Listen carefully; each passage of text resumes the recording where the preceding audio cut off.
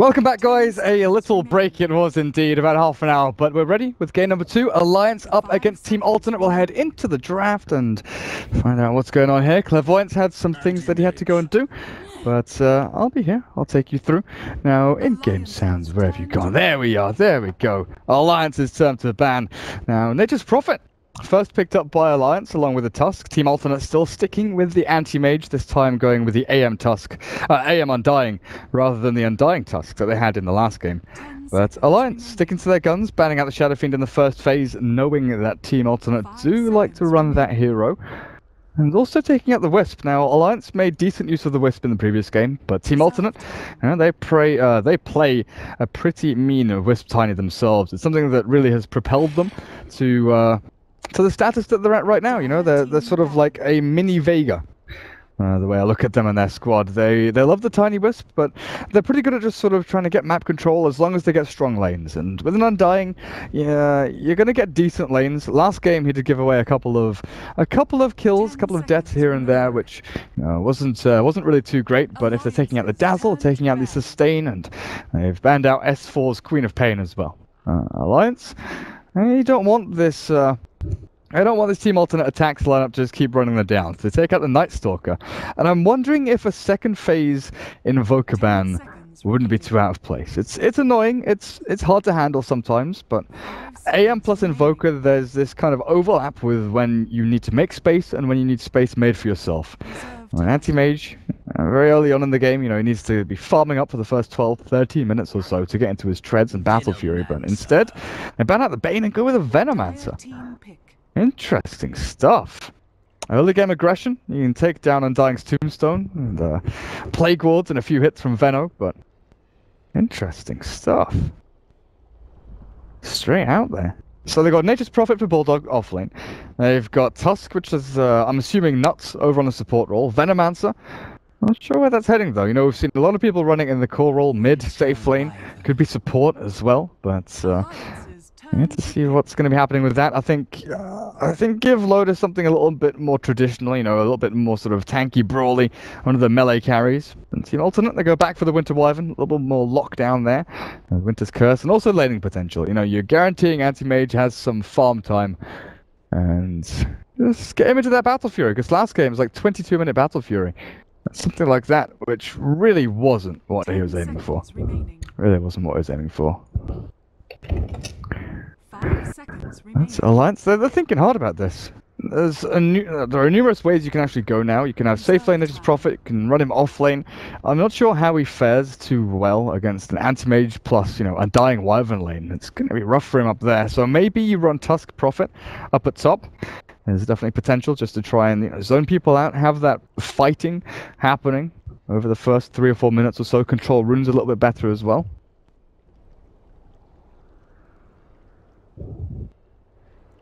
Gonna make sure they haven't disconnected. So taking a sweet ass time over this one. There we go. One of those brawly melee, you know, a little bit tanky heroes for Loda. So Juggernaut going to be the early game carry there. Obviously does scale pretty decently with his crit. His Omni Slash, ever useful though. And that's what you've got to really aim for with the Juggernaut. It's getting to level 11 and utilizing Omni Slash as often as you possibly can. Against the Wyvern, interesting though. You know, physical damage against the Cold Embrace, but Magnus, okay. Team Alternate. Straight in there, Empower very early on, and if you don't get your Battle Fury straight off the bat with the Anti-Mage, you've got Empower to fall back on and farm through the camps, but that's a lot of reliance on big teamfight ultimates. Winter's Curse, Reverse Polarity, and Tombstone getting dropped down. So Alliance, complete opposite pretty much, you know, short cooldown abilities. The Juggernaut Omni Slash is going to be annoying. You have to kind of rely on that long sort of two minute cooldown, whatever it is. Around 2 minute cooldown, 130, 120, 110. But they've got Treants, they've got Split Push, they've got a ton of heroes just to go and run towards Team Alternate's towers with Plague Wards and Treants. And then they've got good initiation from the Tusk as well. Final hero is still technically up in the air. I think it's going to be mid S4 Venomancer, Juggernaut safe lane, Tusk support role. And the last one going to be Arcane Hero, Keeper of the Light potential. But I'm not too sure. You know, Sustain would be good with a Witch Doctor or something like that. It could be Arcade Venomancer, the ban out with the Bat Rider there from Team Alternate. S4, his bat is still a threat to behold. Alliance is starting to run out of time. Reserve time. Starting to run out of time. Team Alternate, what could they go for though? Still yet to see which hero's going where. You know, Magnus, I think, goes towards the middle lane. We very rarely see offlane Magnus nowadays. Winter Wyvern support. Undying, maybe the support hero as well. So offlaner, I think Darkseer was a good shout by Alliance. The combo with the Vacuum into Winter's Curse RP, great for them, obviously. But there aren't that many options left. There's Clockwork for Sasu, which is probably what they're aiming at. But then you've got 4 melee heroes running into Juggernaut, Dragonite, Tusk, and that Venomancer as well. So it looks like it will be Ake on the Veno, not on the Tusk. And S4 mid Dragonite. There's Bat and Queen of Pain both banned out, and okay, it's a Timbersaw. So Timbersaw offlane, pure damage, pretty good up against Jugger and Dragon Knight, and clear through creep waves and stop the push coming in. But this is such a high skill cap hero. My goodness. Is it going mid? Because Sasu's picked up the Magnus and could be going towards the offlane, so something we don't see often at all can actually happen here for Team Alternate. Supreme? Play the mid lane Timbersaw. Let's see it happen against the Dragon Knight. You know, mid Timbersaw, we saw it here and there. I think S4 played it a couple of times himself, about a year and a half ago, if that. But there are very few trees. You know, you rely very heavily on your Whirling Death, your reactive armor to keep yourself just trucking through and get the damage down onto Dragon Knight. But if you can land Whirling Deaths, you know, it's going to annoy the DK. You come in with Arctic Burn, you zone him out, you control the lane. But Venomancer as well as Tusk can do this as well. They can turn things around very quickly onto the Timbersaw. Laning phase, going to be important here for Team Alternate. Very important. If they've got a snowballing Timber, they've got Anti-Mage who needs to farm himself up, and then they've got this Magnus who needs a Blink Dagger. So there are lots of heroes here that need key items at key times. You know, Battle Fury by 16 minutes or so really is what they're aiming for. Timbersaw? Bloodstone, I guess, has always been the key snowball item for him, as well as we've seen like Rod of Atos Timber when he goes towards the middle lane. We've seen Blink Embers straight off the bat and things like that, even like Yule's Ember. But Bloodstone is what you aim for. Blink, Timbersaw, of course. Undying and Winter Wyvern, they are less item reliant than the rest of their team. They just need levels. They need levels, they need to keep playing aggressively, get their spells off. But over on the Radiant, what do we need? Like a Shadow Blade for S4, maybe? Just needs to tank himself up. Loader, stats build. Admiral Bulldog, Midas into, you know, Aghanim Scepter, Octarine Core, things like that, I guess. But Arke and Nuts, they're kind of in a similar boat to the Dire supports as well. Their skill sets allow them to fight relatively early on. They don't necessarily need too many items. They don't need a ton of gold. They don't need to farm up a lot. They can stack up a ton for their core heroes just to build themselves up like that. But let's see. Exotic Deer, 12 tangos? Are you sure? just buys a ton of tangos. Yeah, there we go. Now, he's got himself a fair amount of regen there. Liz Sash playing their Dying once again. And Supreme. Looks like it is going to be a mid Timbersaw for him. Nisha will head there to try and zone him out a little bit. Offlane Magnus. There's Sasu. Okay, it's observable down very quickly. So S4. Wait, hang on a second. Aggro Trilane. Venomancer for Arke.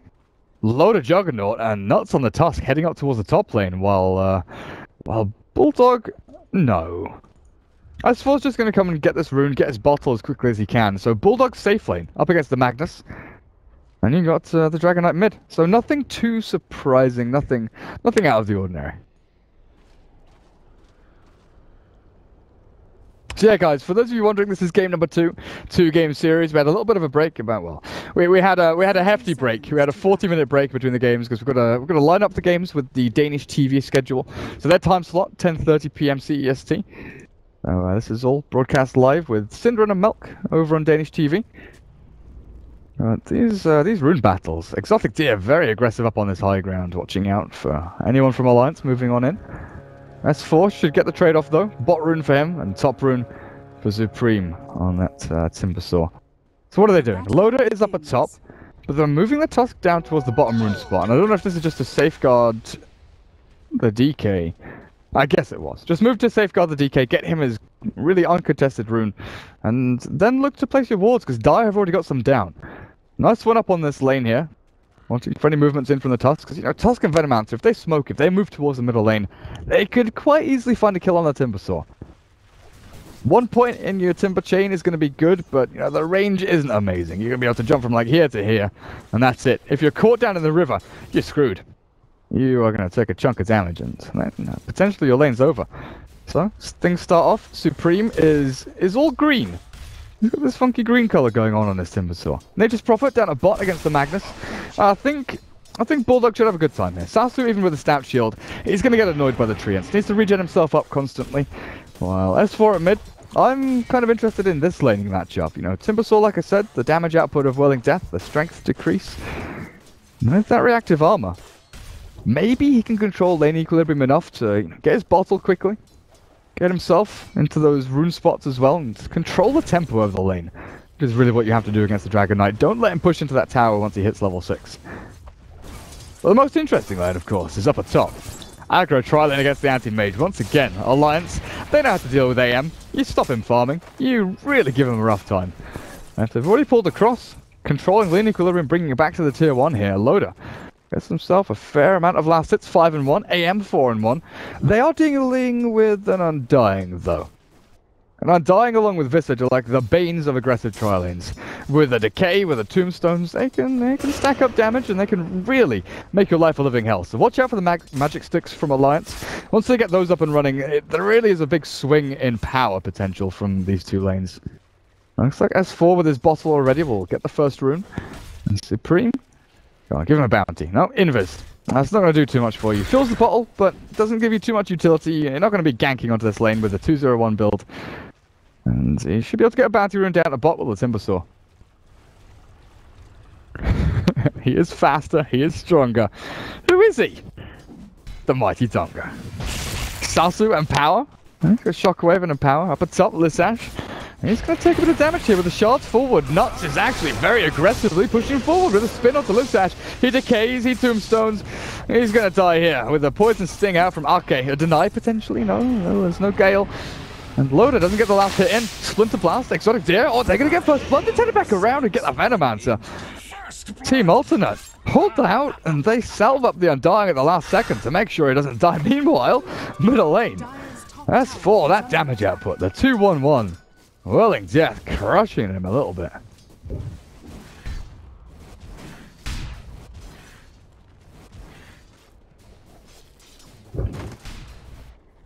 So, DK, he's pretty much even in farm with the Timbersaw here, but yeah, Nature's Prophet out-farming, out-laning this Magnus pretty heftily. 6 last hits for Sasu, even with the Empower. You're looking at Admiral Bulldog, this is his hero, you know. Lone Druid, sure enough, but Nature's Prophet, that's all him. And it looks like it's going to be rushing into an Orchid as well. Get that Orchid up, kill off the Anti-Mage a couple of times, stop his Battle Fury, slow down his Manta progression as well. Interesting though that he hasn't gone for like Phase Boots or Orb of Venom or anything, because that really could dominate the lane up against the Magnus. Stop him from farming and really limit when he gets into his bottle, and you put a halt to the blink timing as well. Nuts has moved towards the middle, looking for Supreme, but it's difficult for Supreme to find a kill this early on. Once he hits level 6, potentially he can try and find S4 with Chakra and Whirling Death and things like that, but Supreme, this is the situation I'm talking about. One rotation in from the Tusk, and you find yourself in a position where you have to back up onto the ramp. You don't want to get caught in the river. If you get stunned, you get killed. And Nuts is controlling runes here for him as well. S4, haste up at top, and this could be a kill rune. Run yourself up to the top lane. Maybe find an opening over onto the Winter Wyvern or the Undying, but looks like Arke and Loader playing relatively passively up at top.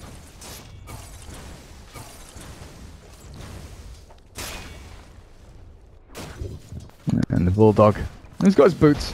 And actually a very early magic wand. So with the Shockwave and Empower spam, you know, it's fully reasonable. But he's got his ulti up now. And this is where things start to open up a little bit. Because if you can TP Nature's Prophet up the top with a Tusk Snowball, a Gale, and then a Nature's Wrath bouncing across them. These heroes up here, especially the Winter Wyvern, are very, very easy pickoffs. Oh, look at that, Supreme! The damage into S4, and this is where you have to be a little bit worried as the Dragon Knight. Your armor means nothing against that massive, massive damage output from this little old Timbersaw.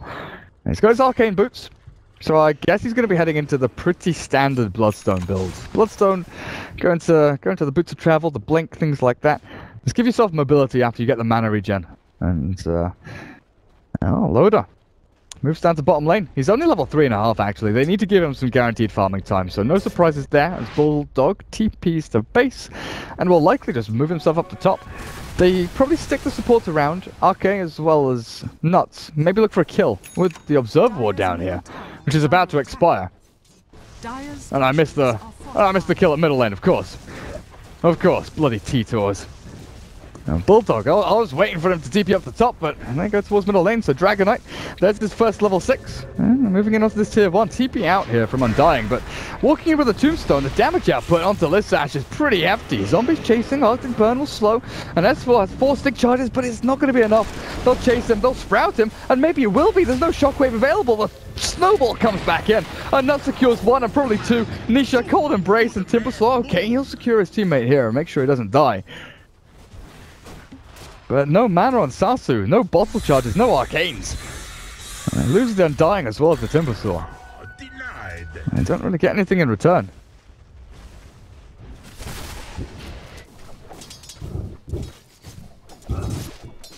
Loader, given some time down to bottom lane now, so 2-1. It's a lot more passive than the game number 1 was. Game number 1 was like 30-40 kills by 15 minutes. Just non-stop action, absolutely ridiculous stuff. But this game looks like Loader's a little bit more farm oriented, just wants to get into those key items, get into his level 6. Oh god. Right, time to switch on. That break has melted my brain. Supreme, he's already got 1 kill, but with the Sprout, the TP coming in from Bulldog, they can catch him here. Ulti goes out, Supreme jumps himself over onto the trees. Up onto high ground, still hits him though, and Bulldog, I'm not sure you can get yourself up onto this tusk as the turnaround comes in. Tombstone's dropped, but it's 100 gold for Bulldog, and a stun onto Nisha, you can Cold Embrace, and S4, you've got to be wary about the damage output of Supreme. Snowball forward onto this little Winter Wyvern, and Nisha, yeah, you're trapped down here. Easy takedown. Team Alternate trying to react to what Alliance are doing. It's a little bit difficult. Because now you've got RK in this offlane role, dealing, like, the Venomancer is dealing with the anti-mage. That's the scary part. Your support hero is contesting AM's farm. Like, okay, yeah, he's farming up here, but it's being contested. He's got a salve, he's got to get himself a ring of health as quickly as he can. But you're getting levels on the Venomancer, the biggest thing. You'll get an early level 6, get into, you know, your points in Gale, get into that poison over a little bit faster, but he's going for the wards build. Get the wards going, tier 1 tower mid goes down. And this is the thing, with the DK, the Treants, the Plague Wards, you can push so heavily into these towers. Rotating up the top already, S4's hasted. Half duration left on this dragon form, and they know what they want. Exotic Deer hides away in the trees, but they just want to kill the tier 1s. They just want tower after tower. This AM, oh god, he's going to get stunned up if they can find him. S4, no, he blinks himself to the west, and he looks like he's okay for now, but Nisha's not. Stunned up, killed off, can Cold Embrace at the last second. But this should be his demise as the Tombstone's taken out. Nisha, oh, still surviving. As Bulldog has actually changed targets, going in for Lissash. There's a Sprout, but there's a Decay ready with stick charges as well. He can keep himself alive as the Wyvern dies at the back. Sasu gets the RP onto Bulldog, and with the Nature's Wrath, he'll bounce the damage around, but he's still going to go down. Gale onto Exotic Zier and Sasu as well. Trapped both of them in the shards. Supreme's on his way up though. Dire's top tower is under attack. But this is the plan. Damage towers, take towers. Okay, there's no stuns to stop him. Lissash is TP'd in. S4, this is a little bit ballsy. You've got multiple people coming in from the side. It's Supreme as well. With a chakram, S4's dead. Even with his 3 stick charges, this should be his death. Supreme chakram again. Yeah, not gonna miss this one. Whirling death to secure. But again, the contest. 4 heroes up the top to deal with a little push in. They kill off the Dragon Knight. Put down a bottom lane. All of a sudden, Bulldog's like, right, well, a 3 laner bot. Loader, let's do this. Tier 1 tower. Easy as pie.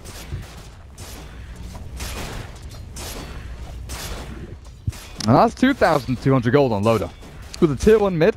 And now the tier 2 at bottom lane. There's a glyph available.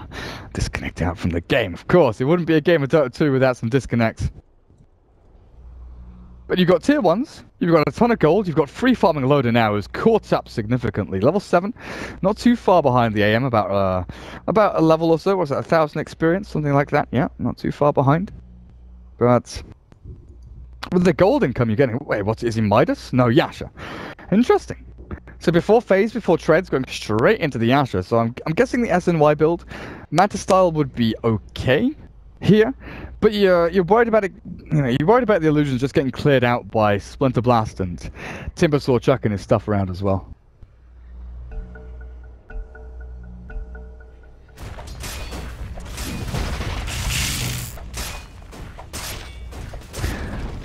Oh, interesting.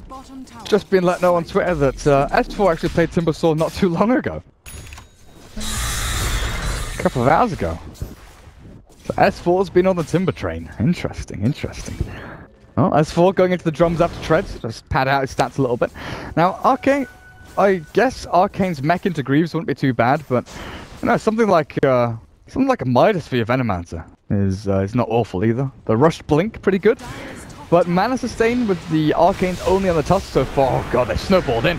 Tombstone is down, but the stun to Ellis Ash. The Cold Embrace is forced out here. And they're going to retreat. Nuts is stuck. And I think they're going to look for S4 afterwards. Yep, Nisha, he's going to get taken down by Bulldog. But S4, look at the damage output from that little old Timbersaw. S4 dead to the tower. Bulldog TPs himself away. They get one kill on the Wyvern, but that time not worth it. No real damage onto the tier 1 tower. And they don't get a trade-off elsewhere. Exotic Deer, he's empowered up, he's clearing down treants, he's killing off creep waves. And now he's been able to stop Lotus farm. So the contest being great from Team Alternate in the past couple of minutes. Tier 1 top gets denied, and that's gold limited up against Alliance. They're not going to get that massive swinging start. And it looks like Arcade's just going to be spending his gold all on observe wards and smokes and the support items like that.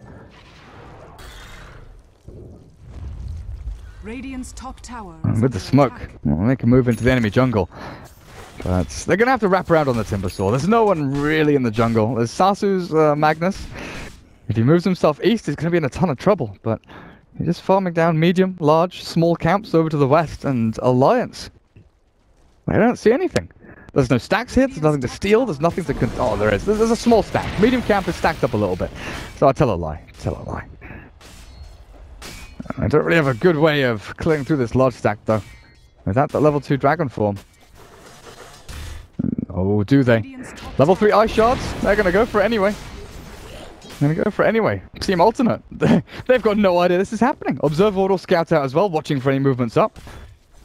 And they'll be able to wrap around on the Undying and the Timbersaw. Just a matter of time. Creep wave's coming in, so they've got to make their move soon. S4, yep, there we go. Moves forward. No dragon form for 4 seconds or so, so they're going to have to start right now. Timber chain across, Nisha. Tombstone is down, but the Winter Wyvern already screwed by the damage output of Alliance. And the Blade Fury, they'll secure that one over on the side. Bulldogs come in with a Sprout. He'll block this Ash, but good chains, good Whirling Death Chakram there. Coming out, Supreme slows them, kills off the Sprout. And he advances on as Tusk kills off the Undying on the side. bottom tower is under attack. Radiant structures are fortified. Supreme.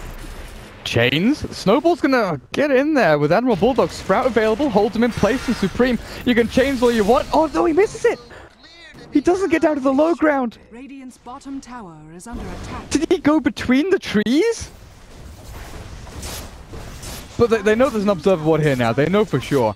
But that is so unfortunate. His chain missed. Bottom tower is under attack. Tragic stuff. Tier 2 drops. Anti-Mage and the Magnus. You know, Magnus up to 2,100 gold. Anti-Mage now. Battle Fury is about 1,000 gold away. But what are we looking at for Alliance? You know, their item progression hasn't been that amazing.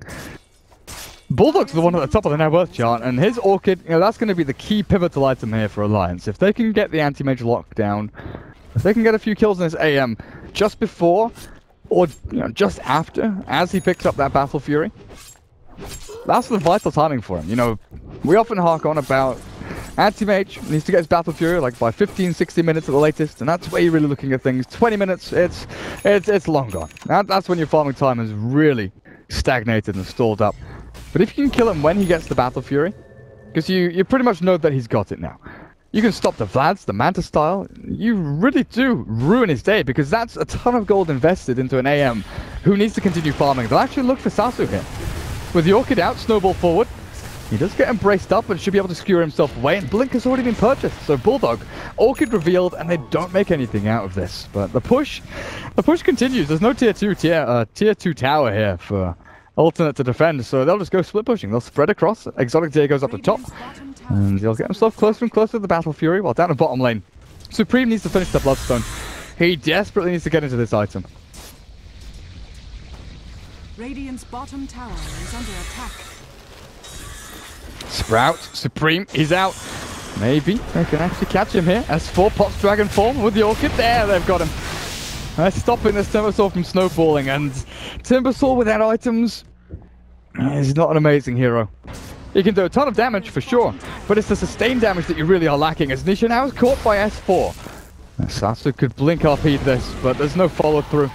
There's no damage output. Without an anti-mage, without a Timbersaw, there's nothing really they can do to jump. Like, look at this, they're all clumped up. This is a perfect, like, 5-man RP up there, but top is where Exotic Deer is caught. There's a stun. No, there isn't. It's Lodo TP's in before S4. If the Dragon Knight had TP'd in beforehand, that AM was dead. There, he was screwed.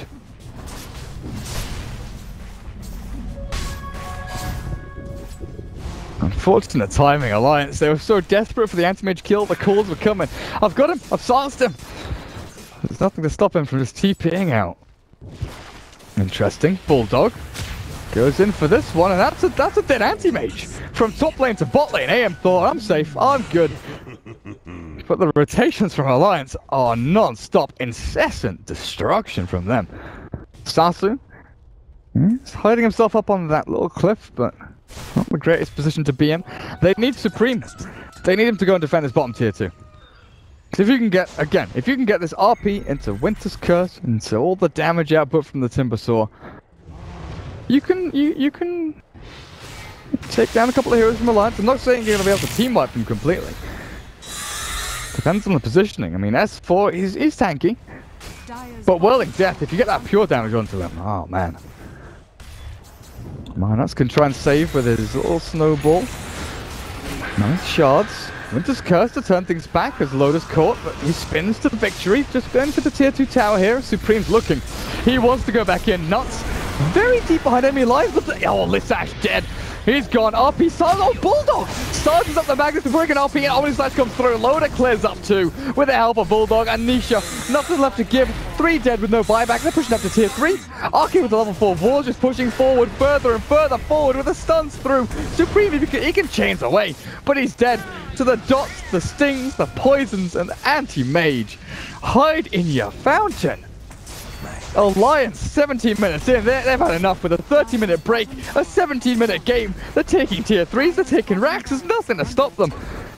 The Treants and the Plague Wards cruising to victory here for Alliance. Exotic Deer anti-mage once again. Game number 1, same kind of story. Game number 1, he got like a 22-minute Battle Fury and things looked rough. This game, you know, 15-minute Battle Fury, but where did he farm, honestly? Alliance are all over this map. They're pushing in everywhere. There's nowhere safe. The Alliance Death Pool has returned.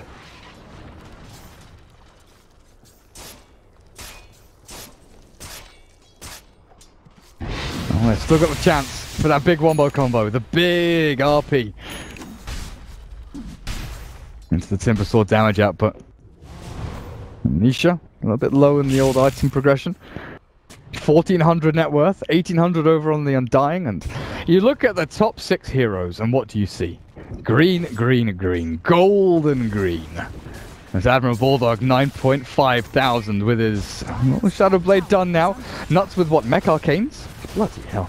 And Arcane didn't go for Blink, didn't go for a stupid Midas, of course not. No, you want to finish this game early. Veil, and now into the Aghanim Scepter. He's got himself Arcanes for the sustain as well as S4. So they've got double Shadow Blades now. Initiation tools completely available for alliances. This Tusk and Dragon Knight. Tier 3 tower. Wild Wing Tornado flying across. Loaded with S&Y Dominator and level 2 Dragon Form. Up for S4. In for, oh no. Sasu again. Bulldog is just on the bloody mark with these stances. Loda's caught in the Winter's Curse, but it's not going to kill him off. They kill the Tombstone instead. Lissash slowed by the tornado and he's on the retreat out. Anti-Mage can't go into farm and Loda's dropping low. He's got his healing ward through. His Nuts goes in, they kill off the Undying, and this looks like it's game. Nisha's destroyed, Exotic Deer silenced, Magic Speed charges, nope, gone, buyback available. It's going to be forced here, but GG's coming surely. 2 lanes of racks, Team Alternate crushed by Alliance. And then some style as well. Not the trees. GG well played is called 2-0 to Alliance. That was quick. That was bloody quick. He is faster. He is stronger. Who is he? He's the bloody Donga. That's who he is. Pre-20 minute GG. Pre-20 minutes GG. Alliance 2-0 Team Alternate there, and that's it for tonight. The defense continues tomorrow, I believe, at 6:30 p.m. CEST. We've got more D2CL as well. Oh my goodness. Well, I've been Durka. Hopefully you guys enjoyed the game. We had a cracker NIP earlier on today, but Team Liquid 2-0 them, 2-0 here for Alliance, and that's it.